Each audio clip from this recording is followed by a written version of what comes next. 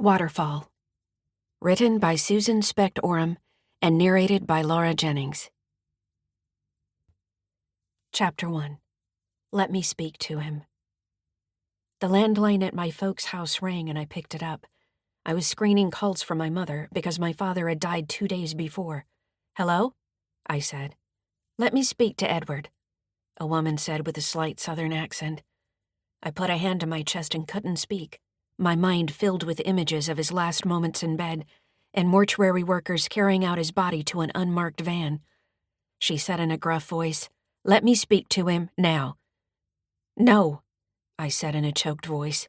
"Where is he? Tell him I need to speak to him right now. Get him on the line." "He isn't here," I said, gripping the phone tight, tears trickling down my cheeks. "Where is he?" she barked. "This is Social Security calling." "This is a cruel call. Do something different with your life." I blocked the number, stared at dead flowers in the yard, and let tears trickle down my cheeks, missing my father. Chapter 2. Gray Cat. A strange gray cat has been attacking cats and dogs in our area, according to a neighbor. On a dog walk, I saw a gray cat in tall grass by a wetland, and I knocked on the neighbor's door to tell her. She came out and quickly shut the door, saying she didn't want her cat to see us. I said, "Is the cat causing trouble a gray tabby or solid gray?" She glanced toward her house, as if worried her cat might see her near my dog in what would be the ultimate betrayal. "Solid gray with white mittens and a kinked tail." I walked away and called animal control, but they were closed until morning. Calling a police non-emergency line, the operator was blasé about our neighborhood kerfuffle. "Call animal control," he said. I did, but they're closed, and it's too bad, because we know the whereabouts of the cat in question who was feral and attacking other animals. He said in a slightly bored voice, "Call animal control when they open." We hung up, and I walked home with my dog. Along the way, we saw the solid gray cat hiding in tall grass by the wetland. But to confuse matters, the dog and I noticed 2 other cats near the wetland. The black cat couldn't be the one causing problems, but the gray tabby has a kinked tail. The neighbor's investigation continues into the culprit making deep scratches on dogs and cats, leading to costly vet bills. Life in a small town means everything, no matter how small, is of interest to everyone. My dog volunteered to catch the gray cat, but I told her our neighbor was handling it. Chapter 3. Shushing. I was creating an ad for one of my books, Secrets at the Cafe, and wanted to type the word mystery, but what came out was shushing. When I tried again, gibberish emerged on the document. Looking at the laptop's keyboard, I realized with horror that I couldn't recognize any of the letters. I cocked my head, assessing the situation. My brain felt normal except for a band of cold around my head. I could think, but something was definitely wrong. My husband snored in the next room, napping in the late afternoon. I didn't want to wake him and hoped this episode signaled nothing big. I'd been sitting hunched over, so I stood and inhaled several deep breaths before searching for my phone. I couldn't remember my doctor's name, and it took me a while to find it. My local doctor's office is owned by my health insurance company, which is strange, and when I called, a woman in a call center directed me to the walk-in clinic, but she said it was full and closing soon. I hung up and felt lightheaded and slow-minded. Any decision was too big a task. My husband came in the kitchen, where I sat on a bar stool at the counter. "What's going on?" "I couldn't make sense of letters on the keyboard, and I think something's wrong. The word mystery came out as shushing. They told me to go to the walk-in clinic." He raised his eyebrows. "Forget the walk-in clinic, we're going to the ER." But at the emergency room, where they got me in right away, something about an organ transplant was going on, and I didn't see the doctor on duty for 5 hours. Later, I examined the insurance company's statement and saw they refused to reimburse our local hospital for my ER visit because it took too long to see me. Anyway, what I learned was, and I wanted to share this in case it helps you or a loved one, if you suspect you're having a stroke, take 2 aspirin under the tongue. I knew to do that but forgot, and call 911. Emergency medical technicians will take you to a facility, and their patients have priority. Because they call ahead and make arrangements to get their patients in right away for evaluation and tests. I spent the night in the hospital and was evaluated via Zoom by a hospitalist in another town at 2 a.m. She kept squinting at the screen and saying the picture of me was too small, and the nurse by my bedside said the hospitalist had to do that on her end, but she didn't know how. That was odd in the middle of the night. The next day, I had many tests, and the consensus was I had a TIA, or a mini stroke, and the clot had passed. We're keeping a watchful eye on a carotid artery that is partially blocked. I hope this doesn't happen to you, but if it does, call 911 and be well. Chapter 4. Stomach. I took my dog Buddy, an older Beagle Mix rescue dog, to see the neighbors down the street, and we chatted at a round kitchen table about wildlife in town and movies to watch. When I stood to leave, Delia, a woman with white hair in her early 80s, lifted her shirt and showed me her stomach. "Feel my stomach," she said, exposing her skin. "I have a hernia. They're taking it out next week." I cocked my head. Her skin was gray and lumpy, like something was wrong. "Feel it," she said. I kept my hands to myself. "We'd better get going. Take care." Buddy leaned forward on his leash to sniff her skin. He gave me a sad, serious look, the same one he'd given me before I was diagnosed with breast cancer. He sat and gazed at Delia, staring as trying to communicate what he sensed, but she waved him away. "Go on now," I said. "I hope the surgery goes well," and Buddy and I left for a walk. Some beagles can detect cancer, and they're trained to sniff it out. My mother told me about a bunch of beagles in her area who were trained for that purpose. But when they were taken out in public and sniffed certain people in the town square, individuals asked why the beagles had singled them out. This created difficult conversations, and the beagle trainers stopped taking the expert cancer sniffers to public places. A week later, Delia had hernia surgery, and it turned out she had inoperable cancer. Buddy knew and tried to tell us, but we didn't listen. She passed away soon after, with family by her side.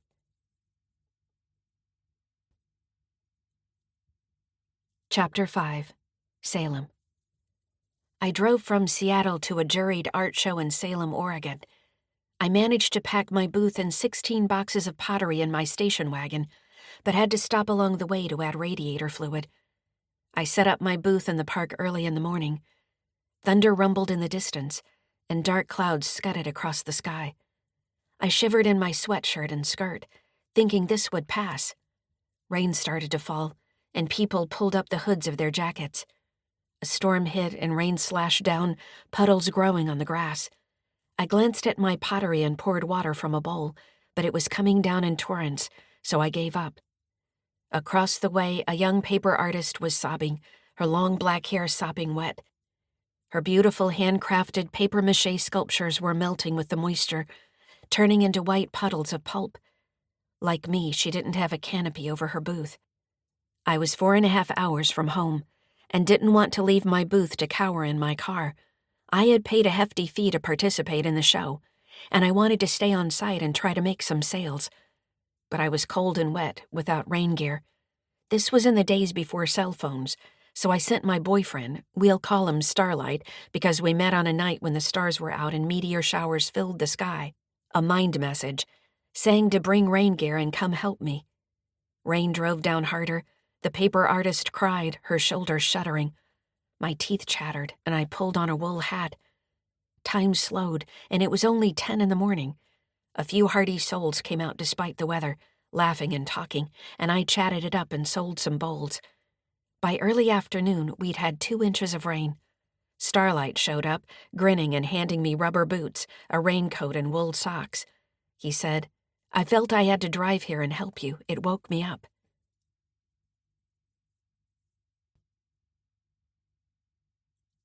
Chapter 6. Surrogate. A man about my age, 30 years old, approached me at a business lunch about the possibility of my doing a market research project for his organization. We agreed to meet and discuss it, and he wanted to meet at the Deluxe Tavern in Seattle, a restaurant and bar. He was already there when I arrived, and I took a seat at the two-top, facing the window. It was 4 o'clock in the afternoon, and we ordered beer. I asked about the upcoming project, but he waved it off, eyeing me up and down. "Let's talk about you first. Do you work out?" I furrowed my brow and sipped beer. Fine, I thought. I'll answer a few questions, establish trust, and then we'll discuss work. "I walk a lot, and I hiked up Mount Si recently." He beamed at me as if I'd won an award. "That's great. How much do you drink?" I shrugged. This was getting weird, but I'd play along. "Not much." He nodded and adjusted his glasses. I studied his gold wedding band, because the vibe I was getting was that he was single. My mind screamed at me to walk out and forget the project. This was too strange. But curiosity kept me in my seat, sipping beer. I tapped the table.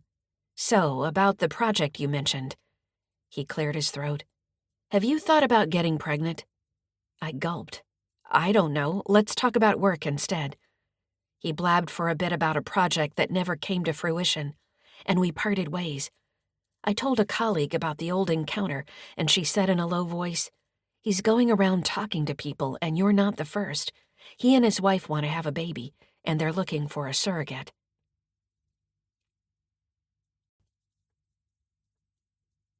Chapter 7. Street Corner in Paris. I was in Paris for 3 days, and going to as many museums as I could in the short time I had before boarding a night train to Florence, Italy. I'd eaten croissants from cafes, seen the Mona Lisa, and gaped at brush strokes in Monet's water lilies paintings. I'd met with a friend for dinner and walked along the Seine, going into Notre Dame. I strolled down a street, considering where to go next. Paris in November felt like Seattle, with damp gray skies and cool temperatures. I was wearing a black leather jacket, dark jeans, a black turtleneck, leather boots, and a magenta beret. I stopped at a street corner, waiting for the light to change, and a well-dressed man in a business suit came up to me, flashing a slow, alluring smile. He took off his black felt hat and held it to his chest. Looking into my eyes, he said in a deep voice, "May I help you?" I tilted my head, not sure what to say. "I'm fine." He continued to gaze at me. "Would you like assistance of any kind?" The light changed, and I understood finally what he was saying. "No, thanks." I made my way across the street and glanced back when I reached the opposite side. The man was still standing where I left him, hat against his heart, looking my way. I smiled and walked on, leaving him right where he'll always remain in my mind.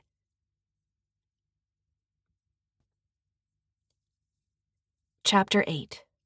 Rat. I listed my car for sale in the local paper, back before we had the internet. A man called 5 times, using different accents, but from the same phone number.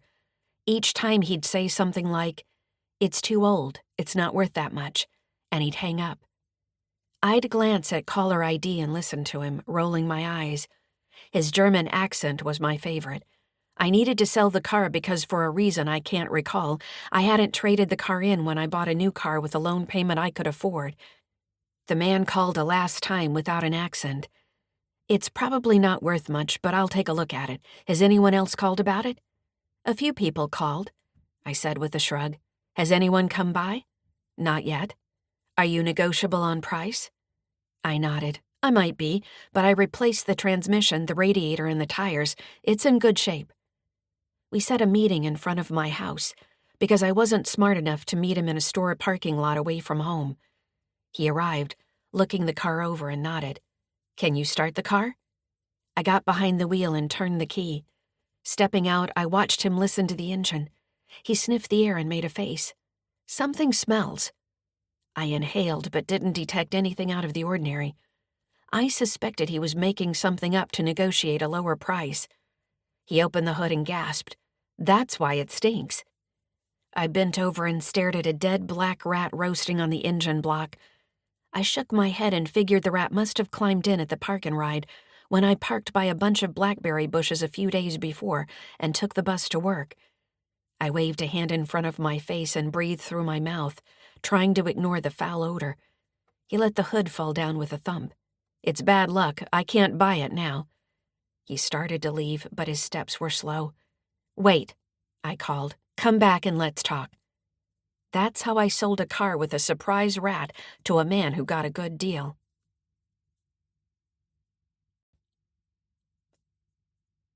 Chapter 9. Blakely Island. I was going through chemotherapy and other treatments and experiencing brain fog, so much that I gave the wrong phone number and email address to a gallery owner who was selling my paintings. Jerry and I went out on our boat whenever we could, and I worked remotely on the Salish Sea. Smelling the briny sea air made me smile, and being on a boat, plowing through the water, brought back pleasant childhood memories. Perhaps I was overconfident the day I jumped down on the dock at Blakely Island, or my mind was muddled and I didn't realize what was happening until too late. Jerry was at the helm, and I was in charge of tying our lines to the dock. The dog was supposed to stay on board until we were ready to walk with the dog on leash to land. It is a mostly private island, and the marina has a small area to explore for dog walks. I stepped on the dock and moved to a cleat with the stern line. We didn't realize it, but a strong current was pushing the boat away from the dock. I knew I needed to move faster, but I was stuck in molasses. I was too slow to get a good wrap of the stern line around a cleat.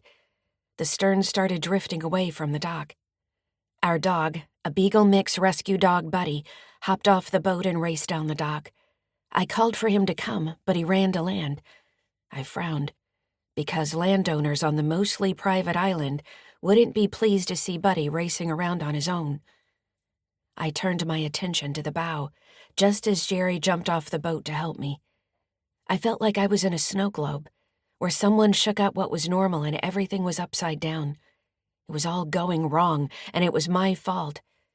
Jerry and I watched the boat drift away from the dock. No one was at the helm. No one was on board. No boaters were around to help us.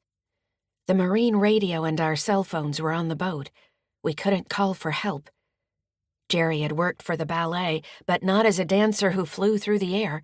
He was a trumpet player, but he extended his arms and pushed off from the dock, leaping over the water and clinging to the bow as the current carried it away. He hauled himself on board the boat and hurried to the helm. I pointed at the blue bowline that was in the water and called to him, "The bowline is in the water. It could wrap around the prop." He kept a hand behind his ear. "What?"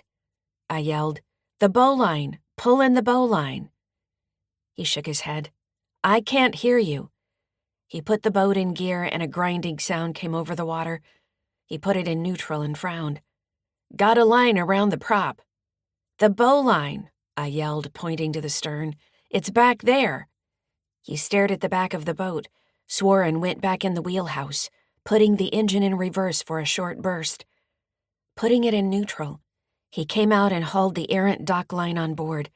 "I got it out. I put it in reverse." I cheered but glanced toward land, looking for our dog and not seeing him or a hint of his curly tail. Jerry still needed to dock, despite a strong current pushing the boat toward the channel, so I focused on being a better first mate. He brought the boat to the dock and kept her there using the bow thruster, while I scurried around tying lines the way I should have done the first time. If anyone was watching our circus act from a cabin on shore, they must have chuckled at our frantic antics. When the boat was securely tied up, we walked down the dock, and I let out a long, loud whoosh of breath. Our dog came running toward us with a smile, acting as if everything was fine, which it was, but it certainly hadn't been. After that, I invested in special headsets so we could talk to each other while docking, saving us from making other maritime disasters.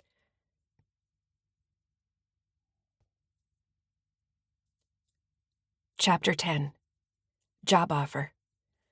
I had arranged interviews with 2 international market research companies in Hong Kong and flew there, back when international calls were prohibitively expensive, and business people communicated by telex international messages. I stayed at the YMCA, where you could rent a clean private room for a decent price, and walked on Victoria Peak, looking down on the harbor and the teeming city. I sipped steaming hot coffee mixed with sweetened condensed milk from a street vendor. I entered a tall building and took the elevator up for the interview at the first company. In the position I was interviewing for, I'd be the account manager for expat clients, mostly from the US or Australia. When I met the director who would be my boss, he held my hand a bit too long, and his gaze flicked over my body as if measuring me for clothes. I shrugged it off, thinking it was due to cultural differences. He led me through the office and a hush fell over the space. Workers at desks turned in swivel chairs, watching my every step. I smiled and waved and carried on, confident in my blue and white pinstripe two-piece skirted suit. The interview went well, and he offered me a job on the spot. The previous person in the position was an Aussie who had gone home, and they needed to fill the vacancy. At the second company, I sat in a high-rise building with a view of the bustling city. A woman and a man, two Americans in their early 30s, asked questions about my background. Finally, the woman, a brunette with an intense gaze, nodded to the man and told me they didn't have anything at the time, but they'd keep me in mind. I said, "I understand. I think I'll take the offer the other company made." Her eyebrows shot up and she leaned forward, looking into my eyes. "Do you know what you'll have to do there? Meet with clients, oversee market research surveys, prepare reports and make presentations?" She tilted her head. "And?" "I think that's it." She turned to the man. "She doesn't know." He put a hand over his mouth and whispered, "We've got to tell her." She swallowed. "You'll be expected to sleep with the director." My eyebrows shot up. "Pardon me?" They nodded. He said, "We thought we should warn you." I tapped my chin, thinking how people's eyes traveled over my body as I walked through the first company, and corners of women's mouth turned up in knowing smiles. Saved from a naive blunder, I blew out a breath. "Thank you for telling me. I appreciate their honesty to this day."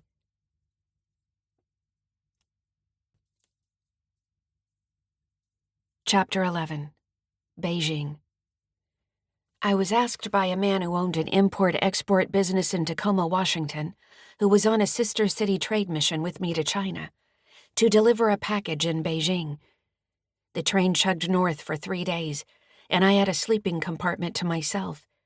But on the third morning, a porter knocked and came in, making frantic gestures for me to get dressed and pack my things, which I did. The doors soon swung open, and 3 men in business suits came in, sitting in silence until the train pulled into the station in Beijing. I took a taxi to the Ministry of Agriculture and walked in the door. I asked to speak with someone in animal husbandry or something like that, and was directed to a man at a desk. I introduced myself, handing him my Chinese English business card. I said, "I was asked to deliver this to your office." I handed a package to him, glad to have done my duty by dropping it off. He hefted it in his hands. "What's in it? Bull semen?" "What did you say?" "It has bull semen in it. I'm told it is of high quality. There's information in the package about it." He cocked his head and stared, perhaps wondering if this was a weird joke, but it wasn't. I left and made my way back in time to tour the Forbidden City. But my adventure to the Great Wall did not go as smoothly. 2 people had told me it was faster, easier, and the same price to take a taxi to see the Great Wall, instead of going on a tour bus. A brunette at lunch waved her fork in the air, saying, "It's much better without all those tourists." The hotel helped me hire a taxi to see the Great Wall, and the drive took longer than I expected. The driver stopped and frowned a few times, checking a map, and finally we turned up a steep dirt road. A few miles later, he stopped the car and pointed through trees to a wall far off in the distance. "That is the Great Wall. Now we go back." "But you said you'd take me there. I want to see it up close and walk on it." He shook his head. "This is it. You've seen the Great Wall. Please, take me closer." Eventually, he did. But I should have hopped on a tour bus with other tourists. It would have been faster and cost less in the end. And I learned the importance of being precise. There is a huge difference between saying, "I want to see the Great Wall," and "I want to go to the Great Wall." My mistake.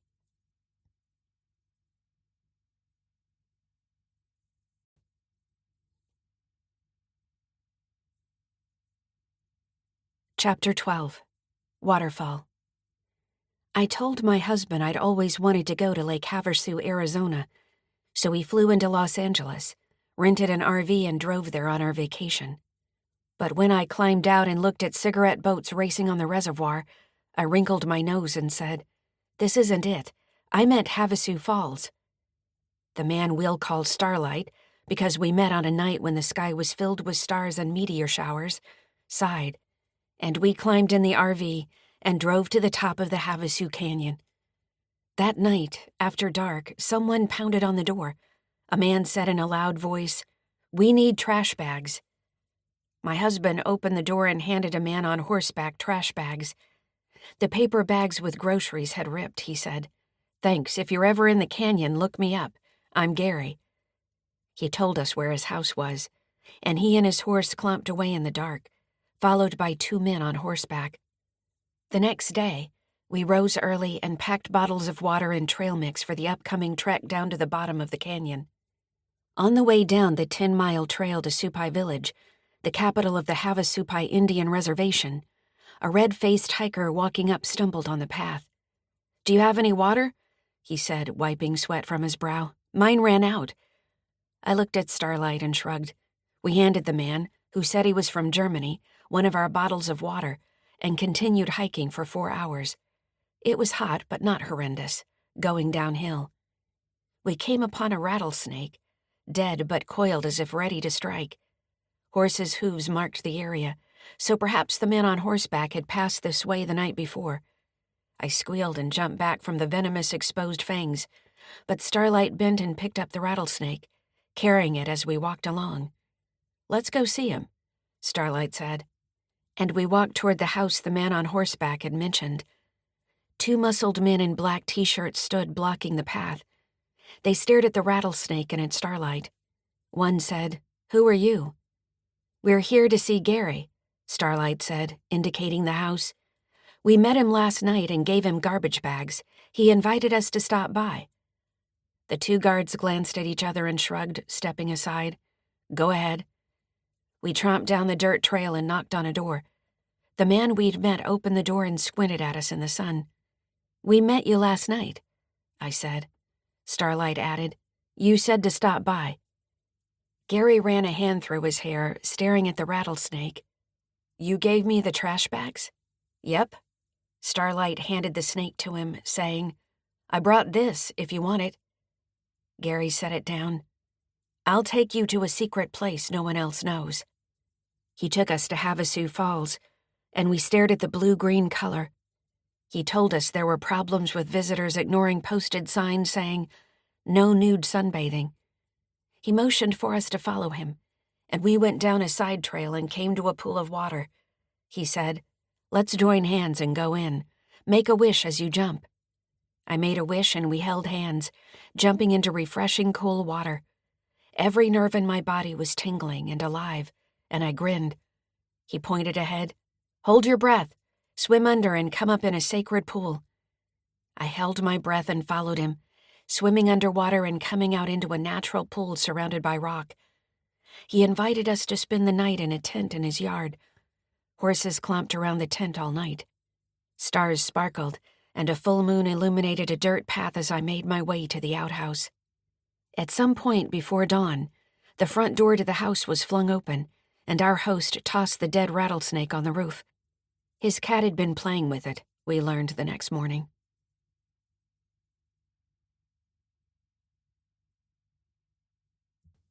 The end.